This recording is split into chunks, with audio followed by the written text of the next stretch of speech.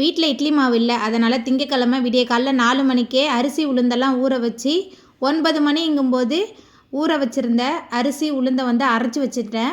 5 tumbler ration அரிசி எடுத்தேன்னா 1 tumbler உளுத்தம்பருப்பு சேர்த்து நல்லா அரைச்சிட்டேன். ரொம்ப சூப்பராக இருக்கும் இட்லி தோசை ரெண்டுக்குமே. வீட்டில் பெரிய வெங்காயம் பச்சை மிளகாலாம் இல்லை, அதை ஹஸ்பண்ட் வாங்கிட்டு வர சொல்லியிருந்தேன். அவங்க வாங்கிட்டு வந்திருந்தாங்க. அதை அந்தந்த இடத்துல எடுத்து வச்சிட்டு இருந்தேன்.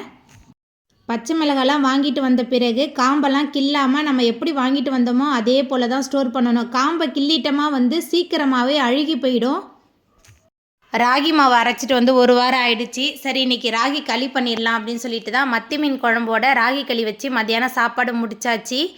ராகி களிக்கும் மத்தி மீன் குழம்புக்கும் அவ்வளோ ருசியாக இருக்கும். இன்னெல்லாம் நாட்டு சர்க்கரை 1 டேபிள் ஸ்பூன் போட்டால் போதும், அவ்வளோ இனிப்பாக இருக்கும். இப்போ எவ்வளோ அள்ளி கொட்டினாலும் இனிப்பே இருக்க மாட்டுது. சாயந்தரம் வந்து கிளைமேட்டே மாறிடுச்சு, ஆனால் மழை வரல, கொஞ்சம் ஜில்லுன்னு தான் இருந்தது. சரி காஃபி குடிச்சிடலான்னு சொல்லிட்டு காஃபி போட்டு வடை சமோசா வாங்கிட்டு வந்து அதோட வச்சு சாப்பிட்டோம். எல்லாம் பேசும்போது சொல்லுவாங்க, ரேஷன் அரிசியில் வந்து கடை அரிசியும் கலந்தால் தான் இட்லி வந்து நல்லா சாஃப்டாக வரும்னு சொல்லிட்டு நான் வந்து ரேஷன் அரிசி மட்டும்தான் போடுவேன். ஆனால் அதுக்கே வந்து இட்லி நல்லா சாஃப்டாக வரும்.